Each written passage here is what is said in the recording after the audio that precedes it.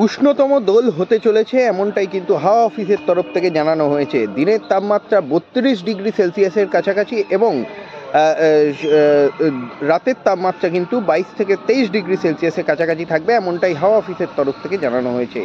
দিনের এবং রাতের তাপমাত্রা সেইভাবে পরিবর্তন নেই আপাতত, এবং আপেক্ষিক আর্দ্রতার পরিমাণ কিছুটা বেশি হওয়ার জন্য বেলা বাড়ার সাথে সাথে কিছুটা অস্বস্তি বাড়বে, এমনটাই হাওয়া অফিসের তরফ থেকে জানানো হয়েছে।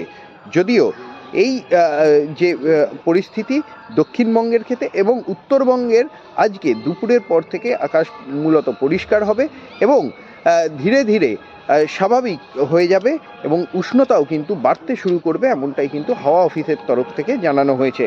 দিনের এবং রাতের তাপমাত্রার যে তারতম্য, এর জেরে উষ্ণতম দোল হতে চলেছে, এমনটাই হাওয়া অফিসের তরফ থেকে জানানো হয়েছে। আপাতত পরিষ্কার আকাশ দক্ষিণবঙ্গের ক্ষেত্রে এবং বৃষ্টির সম্ভাবনা একদমই নেই বলেই জানানো হয়েছে।